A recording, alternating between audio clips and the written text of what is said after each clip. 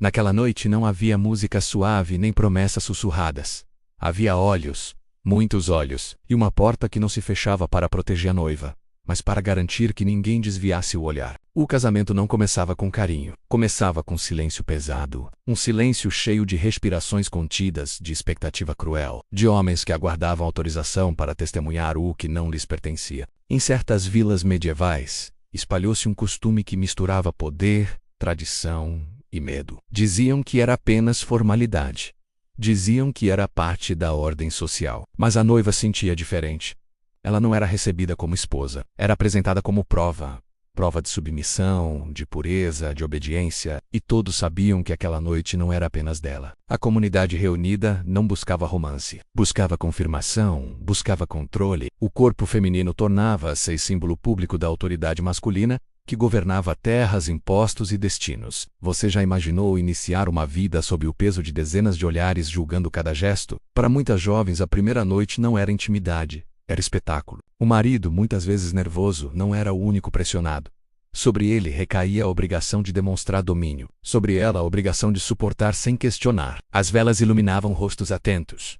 Sussurros percorriam o salão. Alguns fingiam indiferença. Outros observavam com curiosidade mal disfarçada. A humilhação tornava-se parte do ritual. Mesmo quando não havia toque externo, a presença já bastava. A porta entreaberta, a sombra projetada na parede, a certeza de que ninguém estava realmente sozinho ali. Era menos sobre desejo e mais sobre hierarquia. O senhor feudal, quando presente, ocupava o lugar mais alto. Sua aprovação significava segurança. Sua desaprovação podia significar ruína. E a igreja muitas vezes silenciava. O casamento precisava acontecer. A linhagem precisava continuar. A estabilidade social falava mais alto que o desconforto individual. Alguns historiadores defendem que tais práticas foram exageradas com o tempo. Outros lembram que, mesmo sem leis escritas, o medo institucionalizado produz obediência automática. A jovem aprendia cedo que seu valor estava ligado à honra da família. E a honra, naquele contexto, era assunto público, não privado. O que acontecia naquela noite ecoava pela vila inteira. Comentários surgiam no dia seguinte. A reputação era construída ou destruída em poucas horas. Você acredita que o medo coletivo pode ser tão poderoso quanto uma lei formal? Na Idade Média, muitas vezes ele era mais eficaz. Não era necessário que o ritual fosse praticado em todas as regiões. Bastava a possibilidade, bastava a ameaça velada para moldar comportamentos. O corpo feminino tornava-se território simbólico. Ao controlá-lo, o poder reafirmava sua supremacia. A mensagem era clara. Nada escapava à autoridade. Algumas mulheres relatadas em crônicas demonstravam resignação.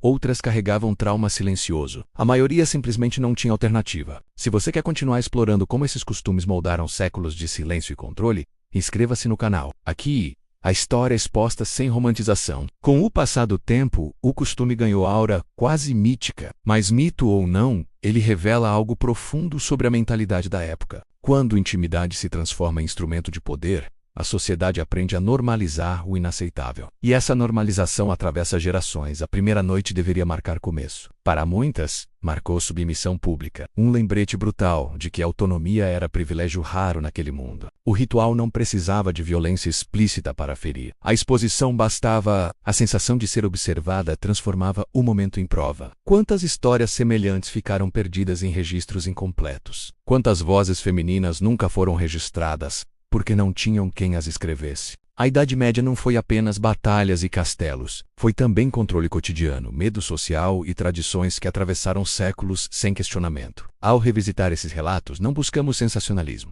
Buscamos compreensão, porque entender o passado é reconhecer como estruturas de poder se formam. E talvez a pergunta mais desconfortável seja o quanto dessas dinâmicas ainda ecoam em diferentes formas no presente. Se essa história fez você refletir, deixe sua opinião nos comentários. O próximo capítulo dessa série já está sendo preparado.